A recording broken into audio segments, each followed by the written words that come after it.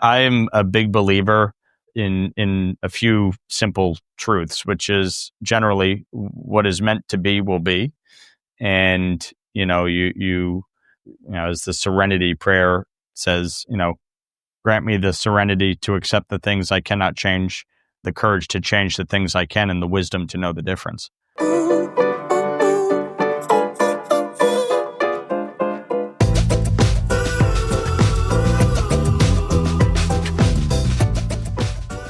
Hi, I'm Liz Hirsh Naftali. Welcome to the Capital Coffee Connection podcast. And today I am really excited because I have a guest who I have actually had the opportunity to work with in something that's very important. He happens to be the congressman from New York's 17th Congressional District, Mike Lawler. And I want to say thank you for being here. But I also just want to say thank you because you and I have worked on something that isn't political, but is humanitarian, which is hostages. And you have been there from the beginning to this day, and I know you will continue to be there for causes of humanitarian crisis. And I just want to say thank you because personally, you helped bring my great niece Abigail back, but you've also worked so hard to bring home all these people. And we are still doing it, but I just want to say thank you. People don't understand the gravity of how hard that work is. So it's just a way of talking about your heart and humanity in a way that's really personal to me. So thank you for being here.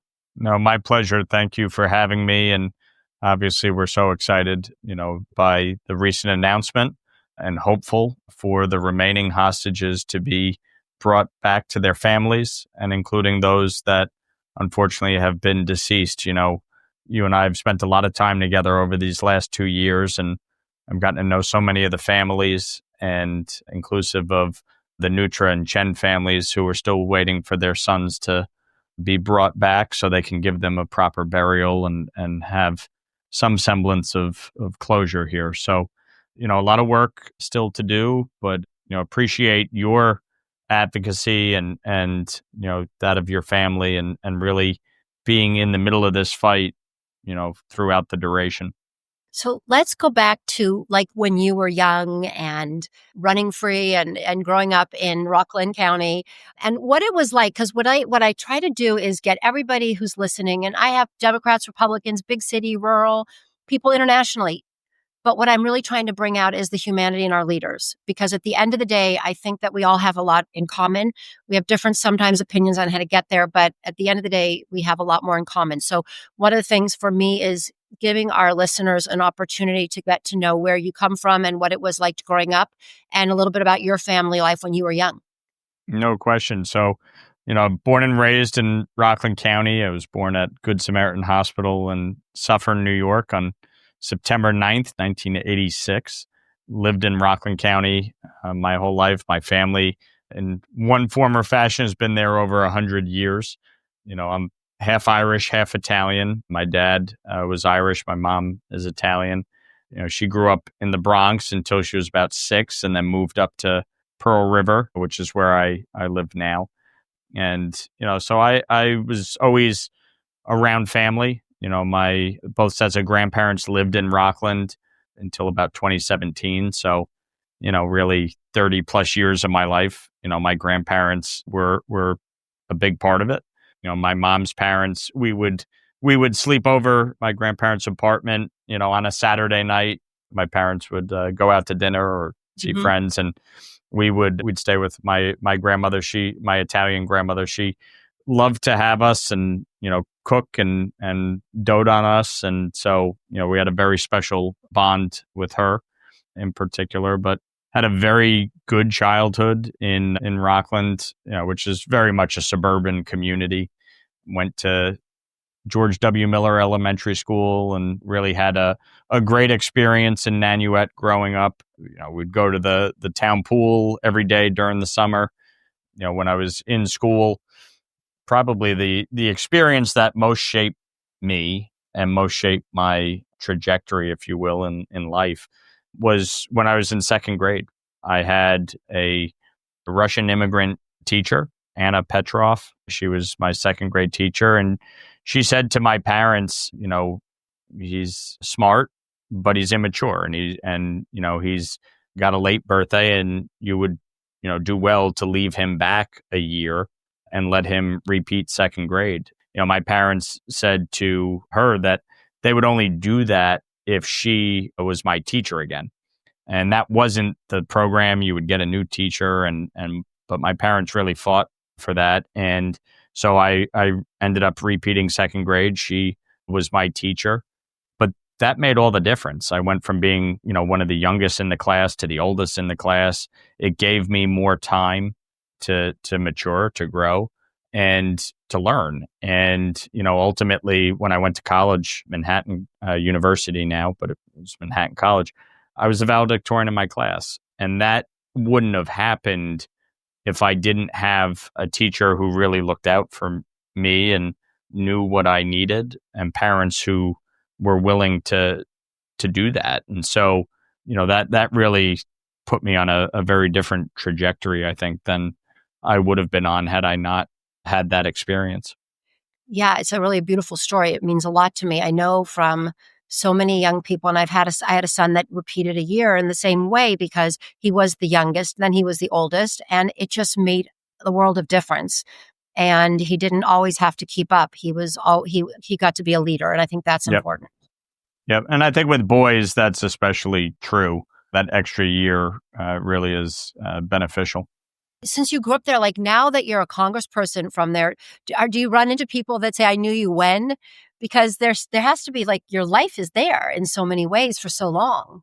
Yeah, well, the old game, Kevin Bacon's 6 degrees of separation, like Rockland County is 1 degree of separation. Like everybody knows somebody who knows somebody. I mean, it's very close-knit community. So I still see people that I grew up with. I see their parents. I had a great childhood, a great experience growing up in Nanuet. And then when I was 12, we moved to Montebello, to Suffern. And so I ended up going to Suffern High School. But I still see so many people throughout the county that, I knew as a child, or knew my parents very well. And, that really is a great experience when you actually get the opportunity and the honor of representing them.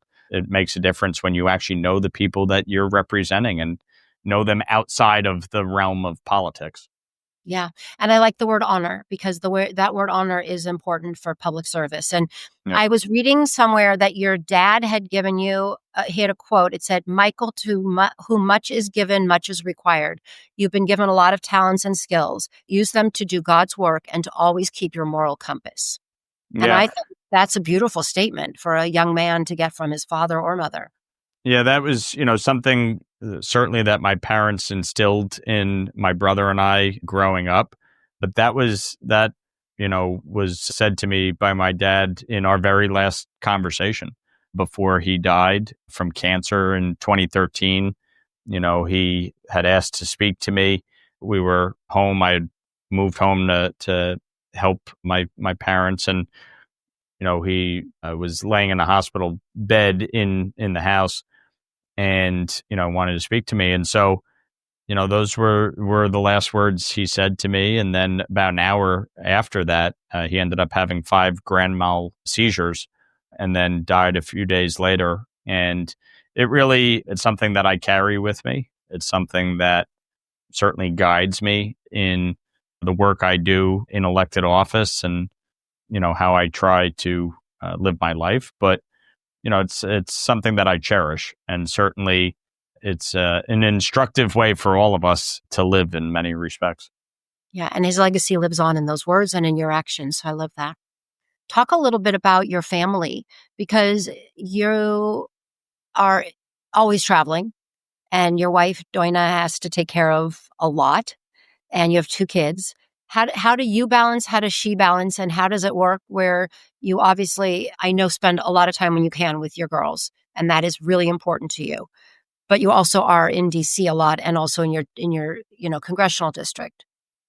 Yeah, these are not easy jobs. Certainly elected office in general is not. You're constantly out in public. You're constantly at events. It's not a 9 to 5 job or 5-day-a-week job. It very much involves weekends and after hours. And Congress especially, really requires a lot of time commitment, both in terms of being in Washington, but also in your district.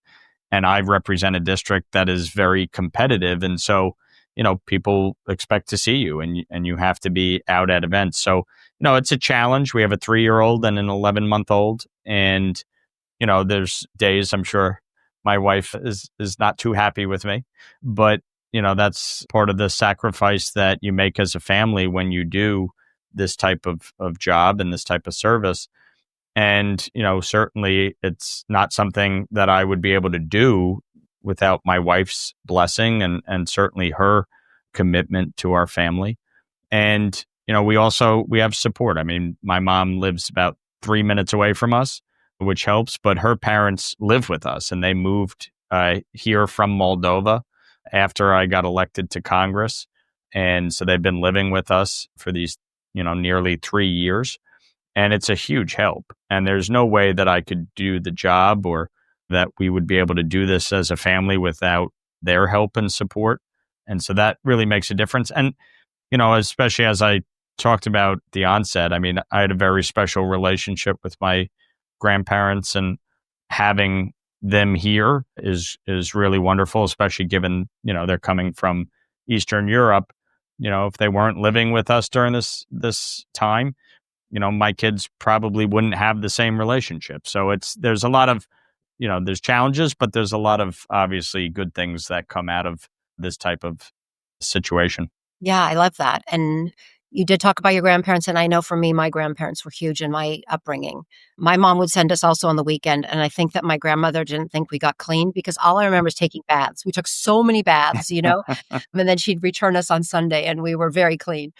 You told me by talking about your dad, I mean, that is like the best advice in what he told you. In your career, have you had somebody or people tell you bad advice that you've been like, I listened and I did the opposite? Because I feel like there's always somebody that's kind of giving some advice and you're like, I just know it's wrong. That's a good question. I wouldn't say bad advice. I think you have to certainly know how to calibrate advice. I think oftentimes people obviously are well-intentioned in what they're telling you, but everybody's advice or opinions comes from their own life experience. And I think you have to be able to decipher that based on your own life experience and based on what you think is right. I certainly listen to what people have to say, but ultimately, I do what I think is right and make decisions based on, a myriad of factors, including other people's thoughts, but more often than not, my own. And, I am a big believer in a few simple truths, which is generally what is meant to be will be. And, as the serenity prayer says, grant me the serenity to accept the things I cannot change, the courage to change the things I can, and the wisdom to know the difference. And I think, from my vantage point, there really are no failures in life. If you actually learn lessons, if you learn from mistakes that are made, if you learn from wrong decisions, ultimately that is part of growth, that is part of success. And so I've never looked at, okay, I made a bad decision or a wrong decision. I think part of it is just recognizing, if something didn't work, how to fix it or how to make it better or how not to repeat it. Yes, exactly. Yes. Everything you just said. Yes. And the part that I think is so important for this podcast is for leaders to say, I failed, but I learned and I went back, because I think sometimes people just look and say, oh, they're a leader, but they don't realize what the trajectory was or that there are failures that bring you to this moment. So I think that's an important story and an important lesson. So thank you. Mm-hmm. So now we're going to do like rapid questions, get to know Mike. They're fun ones, and one word answer, or you can explain more. What is your favorite sound? Music.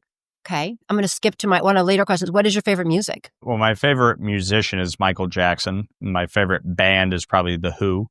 I love Billy Joel, Frank Sinatra, Elton John. I tend to like classic rock and a little bit more old school than today's music. Well, they're all good ones.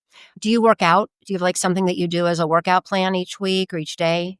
No, I am constantly on the go from about 7 a.m. to 11 p.m. I definitely need to carve out a little bit more time. Hopefully that'll be, after next year's election, I can have a little bit more time. But whenever I can golf, I do enjoy that. Yeah. What I say is like people don't realize how much you all walk in the congressional buildings and the campus. And it is like, and not that, I mean, you probably get more than 10,000, 20,000 steps a day. It's like, it is a lot of walking. There's definitely a lot of walking. I used to be a runner. I used to run long distance when I was in high school. I was a 4:30 miler and a 10-minute 2-miler. So, I do miss running. That is the one thing I wish I really had the time to invest in it, because it's good for your mind. It's good for your body. It's a good way to decompress. But, you're definitely walking a lot. There's no question. Yeah. What is your favorite color? Blue. Favorite scent or smell? I love strawberries. And who is your biggest cheerleader? My wife and my mom. And if you were given one choice, one meal, what would your favorite meal be? Probably pizza. And what would your drink be with that pizza? Coke. Okay, pretty good. I could do that one. And if you were going to pick, this is the last one on food, ice cream, favorite flavor? Mint chocolate chip.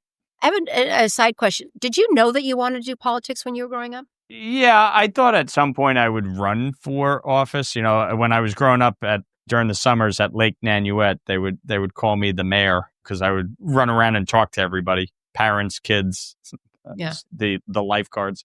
But yeah, I always thought I'd run for something. I never thought I'd be Congress, but I certainly thought, locally I might run. I was always interested in politics, and 9/11 really shaped, my worldview. I was in my 5th day of freshman year of high school on 9/11 and the impact it had on our community, on our state, our country. And that really shaped my high school years and into my college years, and, very much got me interested in politics and government. And, then I became an intern for John McCain when I was in college on his presidential race in 2008. And that's really what got me into politics. So, I think it was something I thought of, but, it really didn't come in earnest until 2020 when I ran for the New York State Assembly. It had to have been very fascinating to work for John McCain, or just to be part of his campaign. For sure. He was a good man. He was a good man. Okay, I know you don't have a lot of time at home, but if you had to pick your favorite household chore, what would it be? Well, if you ask my wife, nothing. But no, I would say... I didn't ask what she thinks you're good or not good at. I just want your favorite be. I actually love organizing. So I tend to be very organized. So I actually love cleaning up and organizing stuff. Yeah. And what is Mike's superpower? My mouth. Okay. I want to go back to one thing. When you do have time with your kids, what do you like to do with them? Because they're little, but I think it's just a matter of the bonding time and playing with them. But what is your favorite thing to do with your kids? Well, we love taking them to the zoo. My daughter is now into gymnastics and soccer. So I love being able to take her to that. But just being able to spend time and talk to them. And my 3-year-old is getting very talkative and inquisitive, and I love being able to engage in a conversation. I love that. Yeah, it's a great age, 3 years old, and especially a 3-year-old girl with her father. I'm sure she has a little control over her dad. Just a little bit. Just a little. Okay, so my last question is sort of encapsulating everything, and it is a question about joy. What does joy mean to you? It could be professional or personally. What brings you joy? And if you are joyful, how do you share your joy? I'd say my family obviously is paramount. I think, when you actually get to be able to spend some time and to be able to do it as a family, I think that is the best. I love going to Cape Cod every year. It's the one place I've gone every year my whole life. My parents brought us there every year. My grandparents are up there half the year. So my family always spent a lot of time there. And so being able to bring my kids there now, during the summer, for a little bit of family vacation and kind of get away from politics and government for just a little bit of time is a nice reprieve. So that's always my kind of moment of zen and where I find joy. It's beautiful. And I can see you with them and just see you like not being the congressional leader, but being the dad and possibly being the young kid who was there still as an adult, Yep. No question. Yeah. Well, listen, I just want to say thank you. This whole podcast is, we're supposed to have coffee, but we're virtual. So you owe me a cup of coffee or I owe you a cup of coffee and a hug. And I just want to say thank you. You are a kind person. And what I think our world needs more of is kindness. It doesn't mean that we aren't rough and tough when we have to do things to get them done. But I know and I have seen your heart and what you do. And I just want you to know that I'm grateful. But what I want people after they leave this is to know that you are a kind and a good person and that you put your heart every day in the work you do. So I want to say thank you because that is what we need everybody who is our who are our leaders to do. And you are doing that. So thank you. Well, I appreciate that, Liz. That's very gracious of you, and certainly appreciate you doing this series. I think it is important for people to get a better sense of who we are as people, and what kind of motivates us, and what is behind where we come from. Which I think if people had a greater understanding of that, both from the public standpoint, but also among colleagues, I think people would find it a little easier to actually address some of the challenges we're facing as a country. Yeah. Well, we're working on it. This is one piece of it, and I will continue, and I hope you will. And that's our goal, which is to try to bring us together and have conversations that are productive, kind, and thoughtful. So thank you. For sure. Thank you. Hi, it's Liz. Please join me for coffee to talk about heart and humanity with our elected leaders. Remember to hit subscribe to get an alert when a new episode is live and for exclusive content. Ciao.